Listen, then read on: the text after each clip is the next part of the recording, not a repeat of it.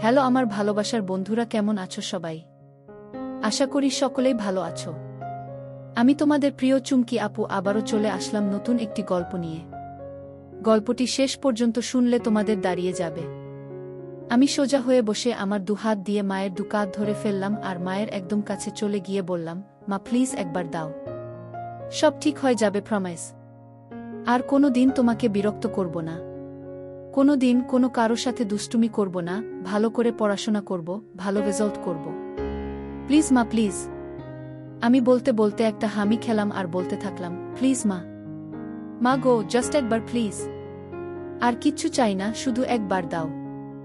আমি অভ্রনীল, পুরো নাম অভ্রনীল ঘোষ চৌধুরী, মা ভালোবেসে রুদ্র বলে ডাকে, বয়স 18 বছর, এবং এটা আমার গল্প, বা বলা যেতে পারে আমার এবং আমার মায়ের গল্প।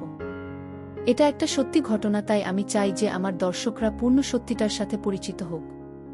আমার প্রতিটা অনুভূতি, আমার রস আস্বাদনের তৃপ্তি, সবটাই যাতে আমার দর্শকরা অনুভব করতে পারে। আমার মায়ের সাথে আপনাদের পরিচয় করিয়ে দিই। আমার মায়ের নাম শ্রীমতী জয়শ্রী ঘোষ চৌধুরী, বয়স 38 বৎসর। গায়ের রং শ্যামলা, কিন্তু ভারী মিষ্টি চেহারা, এবং তার থেকেও বেশি মিষ্টি ওনার হাসিটা। মায়ের মনটা ভারী সরল, তবে বুদ্ধি তীক্ষ্ণ। কিন্তু যত বুদ্ধি সব বাইরের জগতের ক্ষেত্রে। আমার বেলায় মায়ের শুধু সরলতা আর ইমোশন কাজ করে। আমার বাবা অনির্বাণ ঘোষ চৌধুরী একজন লেক এজেন্ট এবং কিছু অন্যান্য ব্যবসা করে। মাও কর্মরত। সব মিলিয়ে সংসারে কোনো রকম কোনো অভাব নেই। আমি স্কুলে পড়ি, বর্তমানে ক্লাস 9। বাড়িতে আমরা 3 জন ও আমার ঠাকুমা থাকি। ঠাকুমার বয়স 80 বছর। উনি বেশিরভাগ সময় ওনার রুমেই থাকেন এবং ঈশ্বর আরাধনায় নিজেকে মগ্ন রাখেন। আমার মায়ের প্রতি কোনো রকম কোনো দৃষ্টি শুরুতে আমার ছিল না। ছোটবেলায় সব ছেলেরা যে চোখে নিজের মাকে দেখে, আমিও সেভাবেই দেখতাম। কিন্তু আমার একটা বৈশিষ্ট্য ছোটবেলার থেকেই ছিল, মোটামুটি 12 বছর বয়স থেকে, সেটা হচ্ছে নেক ফিহেস, বা মহিলাদের গলার প্রতি এক অদ্ভুত আকর্ষণ। আর আমার মায়ের প্রতি আমার সূত্রপাত ঘটে আমার এই ফিহেসের দ্বারা। আমি শুরুতে ফেটিশ কি জিনিস জানতাম না, শুধু দেখতাম যে মহিলাদের গলা দেখতে অথবা ছুতে আমার খুব ভালো লাগত। সে বয়সে মহিলা বলতে তো শুধুমাত্র স্কুলের শিক্ষিকারা। মায়ের দিকে শুরুতে সেই দৃষ্টি পড়েনি। তখন শুধু স্কুল শিক্ষিকাদের গলা নানা বাহানায় স্পর্শ করতাম এবং তাতেই তৃপ্তি পেতাম। আস্তে আস্তে বয়স বাড়ল। বয়সের সাথে সাথে আমার পিপাসাও বাড়ল। কিন্তু নেক ফেটিশটা বা মহিলা গলার প্রতি লোভটা কিন্তু আমার রয়ে গেল। যখন আমার বয়স 18, তখন হঠাৎ একদিন আমার দৃষ্টিতে মা ধরা দিল। তখন গরমের ছুটি চলছিল। আমি বাড়িতে, বাবা বাইরে কাজে গেছেন, ঠাকুমা নিজের রুমে নিজের মনে আছেন এবং মায়েরও কোনো কারণে অফিস ছুটি, তাই মা ও বাড়িতে। সেদিন অসম্ভব গরম পড়েছিল আর আমরা সবাই গরমে ঘেমে একাকার। আমি ড্রয়িং রুমে বসে টিভি দেখছিলাম আর মা রান্নাঘরে কাজে ব্যস্ত ছিল। আমার পিপাসা পাওয়াতে গেলাম রান্নাঘরে জল খেতে। রান্নাঘরে গিয়ে দেখি মা মাটিতে বসে সবজি কাটছে। রান্নার লোক সেদিন আসেনি। রান্নাঘরে ফ্যান না থাকার জন্য মায়ের একেবারে নাজেহাল অবস্থা। পুরো শরীর ঘামে একেবারে ভিজে গেছে। তখনও আমার মনে মায়ের প্রতি কোনো পাপ চিন্তা ছিল না। আমি নির্বিকার মনে জল খাবার জন্য মায়ের পেছনে রাখা শেলফ থেকে জালের বোতল নেবার জন্য মায়ের পাশ দিয়ে মায়ের পেছনে চলে গেলাম। জলের বোতল নিয়ে আমি জল খেতে খেতে সামনের দিকে, মানে মায়ের দিকে ঘুরলাম। মা আমার ঠিক সামনে বসে সবজি কাটছিল আর আমি একদম মায়ের পেছনে। আমাদের রান্নাঘরটা ছোট। মায়ের কাছাকাছি দাঁড়ানো সত্ত্বেও এর আগেই কোনোদিন কোনো পাপ চিন্তা আমার মনে আসেনি। কিন্তু সেদিন জল খেতে খেতে হঠাৎ কি মনে হলো, একবার নিচে মায়ের দিকে তাকালাম। দেখে আমি আর থাকতে পারলাম না, অনুভব করলাম আমার ওটা দাঁড়িয়ে পড়েছে। সেদিনই তখন জীবনে প্রথমবার আমার মনে আমার মাকে নিয়ে লোভ জন্মালো। আমি ভাবতে থাকলাম, আমি আমার স্কুল শিক্ষিকাদের ক্ষেত্রে যেরকম বাহানা দিয়ে ওনাদের স্পর্শ করতাম, সেরকম একটা বাহানা করতে থাকলাম মনে মনে। এক সময় আমি মাকে বলে উঠলাম, মা, মা বল কি হয়েছে? মা তোমার গলায় কি একটা আছে? মা আমার গলায়? আমার গলায় আবার কি থাকবে? না মা, তোমার গলায় কি একটা লেগে আছে। মা কই, বলে মা নিজের হাত দিয়ে একটু নিজের গলাটা পরিষ্কার করার চেষ্টা করল। এদিকে আমি তো নিজেকে সামলাতে পারছিলাম না। আমি বললাম, হয়নি মা, এখনো লেগে আছে। মা নিজের ঘামে ভেজা গলা আর ঘাড় হাত দিয়ে মুছতে মুছতে বলল, এখনো আছে? কি লেগে আছে রে? আমি দূর থেকে বুঝতে পারছি না। আমাকে তোমার গলার কাছে গিয়ে দেখতে হবে। মনে হয় পিঁপড়ে বা এমনি নোংরা। আমি তোমার গলার কাছে এসে দেখব মা কি লেগে আছে। মা, আচ্ছা থাক লেগে। আমার গলায় কি লেগে আছে না আছে তোকে দেখতে হবে না। তুই পড়তে বসগে যা। শুধু পড়ায় ফাঁকি দেয়া। সকাল থেকে তো পড়তেই বসলি না। আমার মনটা খারাপ হয়ে গেল। ভাবছিলাম এই সুযোগটা হাতছাড়া হয়ে গেল বুঝি। কিছু একটা করতে হবে। আমি বললাম, হ্যাঁ যাচ্ছি পড়তে, কিন্তু তোমার গলায় ওটা লেগেই থাকবে? দেখতে কেমন একটা লাগছে। মা, কি এমন লেগে আছে রে? কি? এই বলে মা আবার নিজের দুহাত দিয়ে নিজের গলাটা ভালো করে ম্যাসেজ করার মতো ডোলে পরিষ্কার করার চেষ্টা করল। আমি, উহু, এখনো লেগে আছে, যায়নি। আসলে তোমার গলাটা ঘামে ভিজে আছে তো তাই বোধহয় যাচ্ছে না। এদিকে আসলে মায়ের গলায় কিছু ছিলই না শুরু থেকে। মা তো আর সেটা জানত না, তাই মা আমার নাটক ও পাপ বুদ্ধিটাও বুঝতে পারছিল না। মা এবার খানিকটা বিরক্ত হয়েই বলল, দাঁড়া তো, আয়নায় গিয়ে দেখি। আমি ভাবলাম, যা সর্বনাশ। আয়নায় দেখলে তো মা বুঝে যাবে যে মায়ের গলাতে কিছু লেগে নেই আর আমার কার্যসিদ্ধি হবে না। সাথে সাথে আমি বলে উঠলাম, মা আমি তোমার গলাটা পরিষ্কার করে দেব। তুমি আবার কেন উঠবে? মা, আচ্ছা ঠিক আছে দে, কিন্তু তাড়াতাড়ি করে পড়তে যা। কোনোরকম কোনো ফাঁকিবাজি না। আমি তো এই কথা শুনে মহা আনন্দে মনে মনে লাফাচ্ছি। আমি মায়ের একেবারে সামনে গিয়ে হাঁটু গেড়ে বসলাম। বললাম, দেখি মা একটু গলাটা উঁচু করো, মানে একটু উপর দিকে তাকাও। মা আমার কথা মতন একটু মাথা উঁচু করল। আমার সামনে আমার মা তার গলাটা সমর্পণ করে দিল, ঠিক যেন একটি হরিণ নিজেকে একটি ক্ষুধার্ত সিংহের সামনে সমর্পণ করে দিচ্ছে। মায়ের গলায় কোনো তিল নেই, তবে দেখলাম মায়ের ডান ঘাড়ে একটা ছোট্ট বাদামি তিল আছে। গলার মাঝখান দিয়ে দুটো রেখা চলে গেছে পাশাপাশি, মানে দুটো গলার ভাঁজ আর কি। আমি কাপা কাপা হাতে মায়ের গলা স্পর্শ করলাম। প্রথমে আস্তে করে ছুতেই অনুভব হলো যে মায়ের গলাটা কি নরম ও চামড়াটা কি মসৃণ। আমি আর থাকতে পারলাম না, আমার পুরো ডান হাত দিয়ে মায়ের গলাতে বোলাতে লাগলাম। এই সব কিছু কয়েক মিনিটের মধ্যে ঘটে গেল। মা বলল, কি রে হয়েছে? আমি, মা আরেকটু মাথাটা উঁচু করো, তোমার গলার ভাঁজে আটকে গেছে। গলাটা পুরো স্ট্রেচ না হলে পরিষ্কার হচ্ছে না। এই শুনে মা নিজের মাথাটাকে আরও পেছন দিকে করার চেষ্টা করল। আমি মায়ের থুতনি ধরে আরেকটু উপর দিকে করে দিলাম, যাতে মায়ের গলাটা পুরোপুরি আমার সামনে মেলা থাকে। আমি তাকিয়ে একবার দেখে নিলাম যে মায়ের দৃষ্টি ওপরে ছাদের দিকে, মানে আমি সামনে। মায়ের গলা নিয়ে কি করছি মা দেখতে পারবে না। আমি বললাম, মা আমি একটু তোমার গলার কাছে এসে ফু দিচ্ছি, যাতে তাড়াতাড়ি পরিষ্কার হয়ে যায়, ঠিক আছে? মা, আচ্ছা ঠিক আছে, যা করার তাড়াতাড়ি কর, আমার অনেক কাজ পড়ে আছে। আমি, হ্যাঁ মা বলে একেবারে মায়ের গলার কাছে নিজের ঠোঁট নিয়ে গেলাম আর মৃদু ফু দিতে থাকলাম মায়ের সারা গলায়। একসময় থাকতে না পেরে মায়ের গলার একদম মাঝখানে একটা হালকা হামি দিয়ে ফেললাম। তারপর ভয় ভয় মায়ের দিকে তাকিয়ে দেখলাম একবার যে মা কিছু টের পেল কিনা। মা আমি কি করছি দেখতে না পেলেও আমার স্পর্শ তো অনুভব করতেই পারছিল। আমার ভয় হচ্ছিল যে মা নিজের গলায় আমার স্পর্শ অনুভব করে ফেলল কিনা, আমার হাতের স্পর্শ আর ঠোঁটের স্পর্শের মধ্যে তফাৎ ধরে ফেলল কিনা।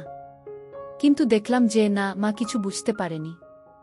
আমারও সাহস বেড়ে গেল।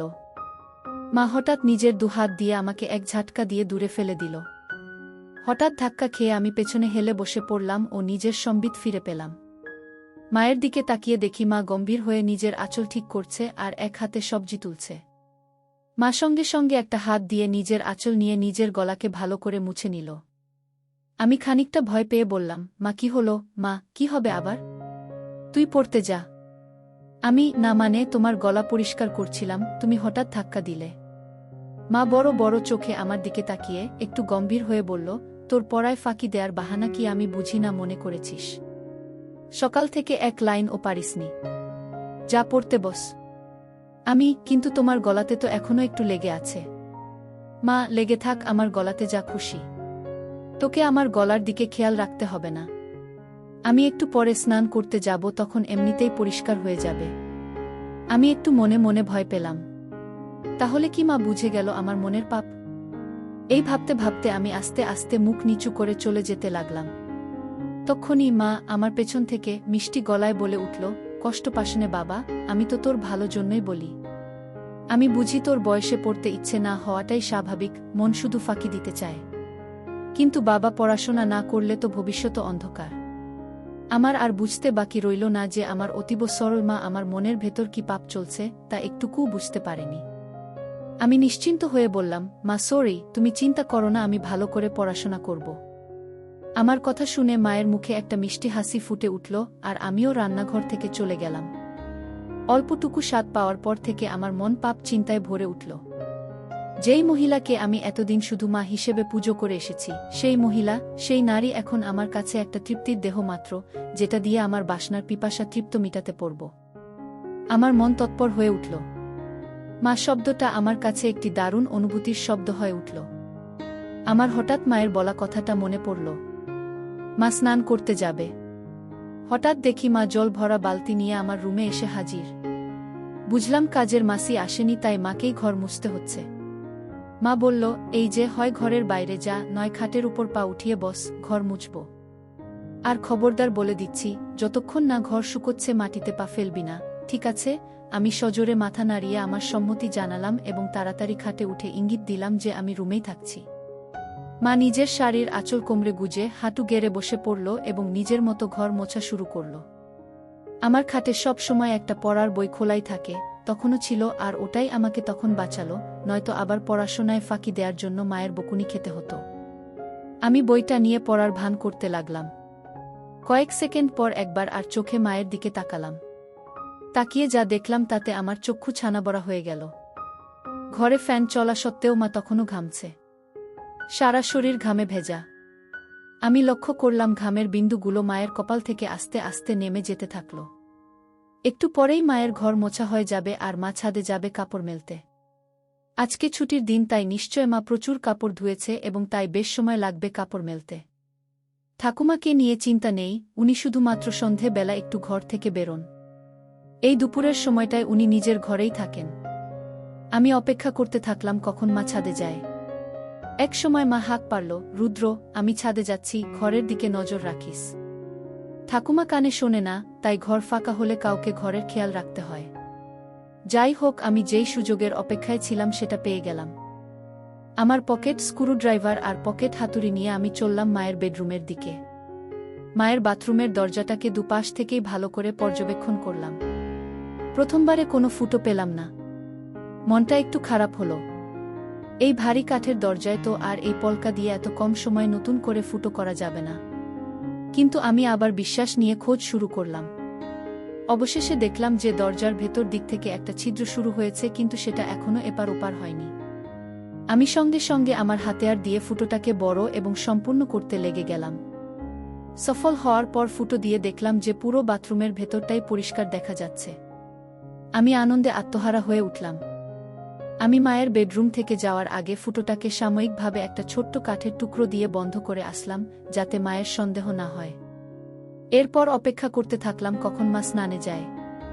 এক সময় মা ছাদ থেকে আসলো এবং আমি স্নানে গেলাম বলে সোজা বেডরুমে চলে গেল। মা নিজের বেডরুমের দরজা ভেতর থেকে বন্ধ করতে যাচ্ছিল, তখন আমি বিপদ দেখে বলে উঠলাম, মা, রুমের দরজা বন্ধ করো না, যদি আমার কিছু লাগে।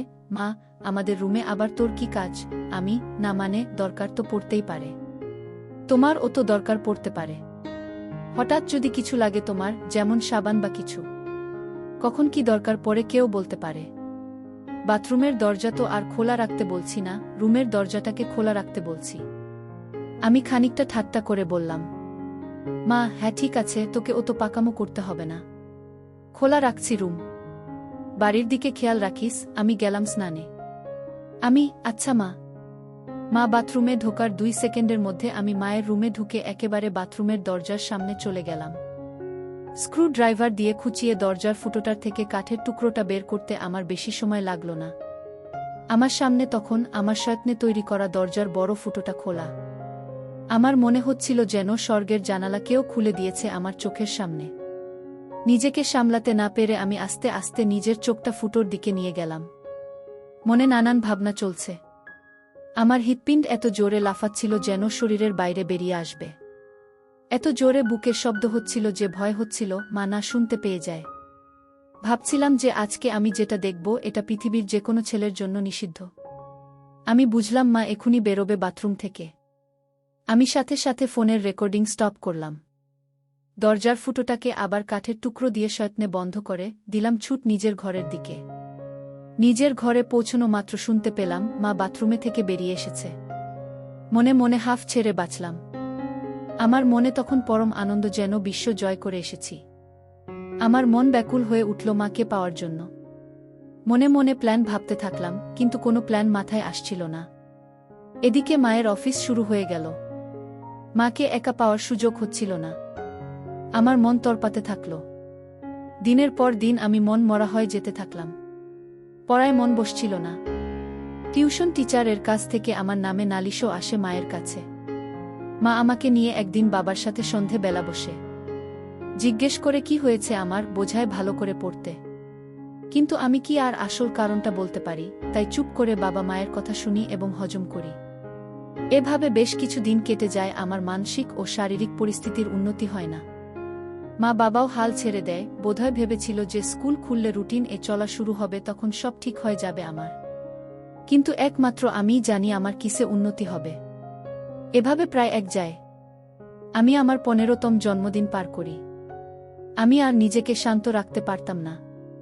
মাকে ধরার সময় নিয়ন্ত্রণ হারিয়ে মায়ের গলায় কামড়ে দিলাম। অমনি মা আমাকে ঠেলে সরিয়ে দিয়ে বলল, শর্ত রুদ্র, বেয়াদব কথাকার, আজকাল একটু বেশিই গায়ে পড়ছিস। আমার এসব ভালো লাগে না। গরমের মধ্যে গা ঘেঁষাঘেঁষি। আগে তো এরম করতিস না তুই। আমি কি যে বলো মা। কেন, আমি তো তোমাকে আদর করে আগেও ধরতাম। মাসে যাই হোক, হেফতে ওই হিন্দি আর ইংরেজি সিরিয়াল সিনেমা দেখে তোর এইসব ভীমরতি চেপেছে। আমাদের বাঙালিদের মধ্যে ছেলেরা বড় হয়ে গেলে মায়ের থেকে দূরে দূরে থাকে, এরম গা ঘেঁষাঘেঁষি করে না। আর তুই তো একটু বেশিই করিস। ধরার পর কি আমার গলায় ঘাড়ে কামড়ে দিস? এতে পরে আমার ব্যথা করে। দুবার তো দেখেছি কালসিটে পড়ে গেছে। এটা কি তোর নতুন কোনো দুষ্টুমি শুরু হয়েছে, নাকি আমার উপর রাগ করে আমার বকুনির প্রতিশোধ নিস তুই? আমি তো মায়ের কথা শুনে পাথরের মতন দাঁড়িয়ে ভয় পাচ্ছিলাম আর ভাবছিলাম যে মা তবে আমার মায়ের গলায় হামি দেয়া কামড়ানোটা টের পেয়েছে প্রতিবার। আর সেটাই তো স্বাভাবিক। আমিই বোকা, পাপের চোটে গান শূন্যর মতো ওভারকনফিডেন্ট হয়ে যাচ্ছিলাম আস্তে আস্তে। এখন কি হবে? আবার ভাবলাম মা টের পেয়েছে ঠিকই, কিন্তু তার ছেলের আসল মতলবটা এখনো বুঝতে পারেনি। এটা ভাবা মাত্র আমার মনে একটু সাহস আসলো। আমি বললাম, কি যে বলো মা তুমি। এটাতে আমার আবার কি দুষ্টুমি? আমার সব বাঙালি বন্ধুরাও তো তাদের মাকে ভালোবেসে এভাবে ধরে। মা এবার একটু বিরক্ত হয়ে বলল, সে কে কি করছে সেটা আমি জানি না। আমার এটা পছন্দ না, তাই তুই এটা করবি না, ব্যাস। বোঝা গেল। আমি মাথা নেড়ে আমার সম্মতি জানালাম। মা, আর বন্ধুদের থেকে এই সমস্ত বদ অভ্যেস না শিখে ভালো কিছুও তো শিখতে পারিস নাকি? আমি বুঝলাম কথা লাভ নেই। ব্যাপারটা খুব সিরিয়াস দিকে যায়নি, তাই এখানেই ইতি করতে হবে। আমি তাই আবার ঘাড় নিলে বললাম, হ্যাঁ মা, তুমি ঠিকই বলেছ। আমি তোমার কথা মতোই চলব। মা এটা শুনে নিজের রুমে চলে গেল, আর আমিও আমার রুমে হাত দিয়ে কাজ সেরে নিলাম। এর মধ্যে আবার একদিন মা ছুটি পেল এবং বাড়িতেই ছিল। বাবা ভাগ্যবশত কাজে বাইরে। আমার মনের শয়তান জেগে উঠল। মনে মনে ভাবলাম আজকে যে করেই হোক মাকে পেতেই হবে। দুপুরে খাওয়া দাওয়া শেষ করে আমি আমার ঘরে আর মা নিজের ঘরে দুপুরের ঘুম দিতে চলে গেলাম। বিছানায় শুয়ে থাকলাম ঠিকই, কিন্তু ঘুম আর আসছে না। মায়ের ঘরে পৌঁছে আমি আস্তে করে বেডরুমের দরজা ফাঁক করে মায়ের রুমে ঢুকলাম। ঢুকে দেখি মা বিছানার একদম একধারে এসে দরজার দিকে পাশ ফিরে শুয়ে আছে। আমিও এবার নিশ্চিন্ত হয়ে মায়ের পাশে খাটের উপর বসলাম।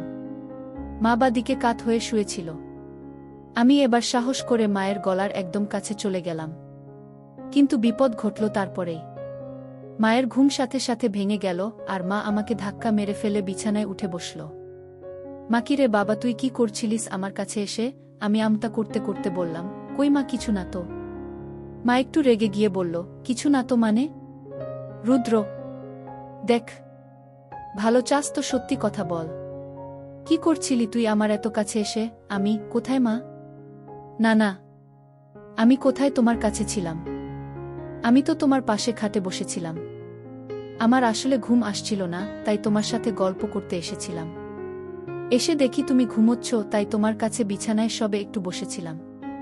ভাবলাম যদি তুমি একটু জেগে থাকো তাহলে আমার সাড়া পেয়ে উঠবে। কিন্তু আমার এত সুন্দর মসৃণ বানানো গল্প মায়ের একটুকুও বিশ্বাস হলো না। মা জোরে বলে উঠল, মিথ্যে কথা বলিস না। তোর গরম নিঃশ্বাস আমি আমার ঘাড়ে অনুভব করেছি। বল কি করছিলি তুই? আমি বললাম, মা আমি তোমার কাছে কিছু লুকোবো না। আমি তোমাকে খুব ভালোবাসি, কিন্তু আমি জানি না কেন আমার তোমার প্রতি একটা অদ্ভুত আসক্তি আছে। আমার কথা তখনও শেষও হয়নি, মা আমার গালে সাপাটে এক থাপ্পড় মারল। আমি প্রায় মাথা ঘুরে বিছানায় লুটিয়ে পড়লাম। মা, তোর লজ্জা করছে না রুদ্র তোর মাকে এগুলো কথা বলতে? আমি তোর মা, তোকে জন্ম দিয়েছি। মা মানে বুঝিস জানোয়ার? হায় ভগবান, এগুলো কথা তো আমি তোর বাবাকেও বলতে পারবো না। তোর বাবা তো আর তোকে মারতে পারবে না, নিজেই হয়তো মরে যাবে। আমি কাঁদতে কাঁদতে বললাম, মা আমাকে ক্ষমা করে দাও, কিন্তু তোমাকে না পেলে আমার জীবন বৃথা। আমি জানি না কেন সব সময় শুধু তোমার কামনা আমার মন জুড়ে থাকে। আমার পড়ায় মন বসছে না, রেজাল্ট খারাপ হচ্ছে, এমনকি আমার শরীর ভালো নেই। তুমি তো সবই জানো মা। বিশ্বাস করো আমি অনেক চেষ্টা করেছি, কিন্তু কিছুতেই তোমাকে পাওয়ার ইচ্ছেটাকে মন থেকে বের করতে পারিনি। আমি সাইকিয়াট্রিস্টের কাছেও গিয়েছি, কিন্তু তাদের কাছেও এর কোনো ট্রিটমেন্ট নেই। আমার অন্য কোনো মেয়েকে দেখলে এমন অনুভূতি হয় না যেমন তোমাকে দেখলে হয়। আমি কি করব বলো মা? মা ইস, থাম রুদ্র থাম। দোহাই তোকে, তুই চুপ কর। আমার কান আর নিতে পারছে না। আমি চুপ করে নিচের দিকে তাকিয়ে থাকলাম। খানিকক্ষণ পর মাকে একটু শান্ত দেখলাম। বলল, রুদ্র বাবা শোনো, এটা হয়তো একটা বয়সের প্রবলেম। তুই চেষ্টা কর, দেখবি সময়ের সাথে ঠিক হয়ে যাবে। আমি সাহস করে বললাম, না মা, আমার তোমার প্রতি বাসনা ততদিন কমবে না যতদিন না আমি তোমাকে পুরোপুরিভাবে পাব। মা, তুই একটু বড় হয় যা, তোকে তাড়াতাড়ি বিয়ে দিয়ে দেব। কেন এই বুড়ি মায়ের পেছনে পড়েছিস বাবা? আমার মনে হলো এইবার বোধহয় মায়ের মাতিসুল ভাব জেগে উঠেছে। যেটা চায় যে তার সন্তান সব সময় সুখে থাকে, ভালো থাক। আমি ভাবলাম আমাকে মায়ের এই মনের ভাবকে কাজে লাগাতেই হবে। এই আমার অন্তিম সুযোগ। আমি সাথে সাথে মায়ের পা ধরে বললাম, মা আমাকে একবার তোমার সাথে দাও। আমার আর এই জ্বালা সহ্য হচ্ছে না মা। মা প্লিজ। মা অল্প অল্প কাঁদতে কাঁদতে বলল, বাবা এ হয় না। আমি তোর জন্মদাত্রী মা। তুই এখন ছোট, তাই তুই কি চাইছিস সেটা বুঝতে পারছিস না। এটা হয় না বাবা, প্লিজ বোঝ। আমি খেয়াল করলাম যে মায়ের মুখে আর রাগের কোনো চিহ্ন নেই। মা পুরো ইমোশনাল হয়ে আছে। আমি মনে মনে ভাবলাম, এখনই খেলতে হবে। আমি সোজা হয়ে বসে আমার দুহাত দিয়ে মায়ের দুকাত ধরে ফেললাম আর মায়ের একদম কাছে চলে গিয়ে বললাম, মা প্লিজ একবার দাও। সব ঠিক হয়ে যাবে, প্রমিস। আর কোনো দিন তোমাকে বিরক্ত করব না। কোনো দিন কোনো কারো সাথে দুষ্টুমি করব না, ভালো করে পড়াশোনা করব, ভালো রেজাল্ট করব। প্লিজ মা, প্লিজ। আমি বলতে বলতে একটা হামি খেলাম আর বলতে থাকলাম, প্লিজ মা। মা গো, জাস্ট একবার প্লিজ। আর কিচ্ছু চাই না, শুধু একবার দাও। মা হঠাৎ একটা চিৎকার করে উঠল। আমি ভয় পেয়ে মায়ের মুখ আমার হাত দিয়ে চেপে ধরলাম আর মাকে বিছানায় ফেলে মায়ের উপর চেপে বসলাম। মায়ের বোধহয় দম আটকে যাচ্ছিল, আমাকে ইশারা করে বলল যে হাত সরাতে। আমি আস্তে করে হাত সরালাম। দেখি মা কিছু বলছে না, শুধু চুপ করে ছাদের দিকে তাকিয়ে আছে। আমি মন্ত্রের মতো শুধু বলে যাচ্ছি, মা প্লিজ। এক সময় মা বলে উঠল, রুদ্র তুই কি কোনোভাবেই মানবি না? আমি, না মা, তোমাকে আমার চাই চাই। মা প্লিজ রাজি হয়ে যাও, প্লিজ। বোধহয় মা বুঝতে পেরেছিল যে আমি কিছুতেই মানবার পাত্র নই। মা একটা দীর্ঘশ্বাস ফেলল আর মুখটাকে আমার দিক থেকে সরিয়ে ডান দিকে ঘুরিয়ে বলল, ঠিক আছে। আমি যেন আমার কানকে বিশ্বাস করতে পারছিলাম না। এ যেন স্বপ্ন পূরণ। বুঝলাম যে মা নিজের ছেলের খুশির জন্য নিজেকে সমর্পণ করে দিচ্ছে।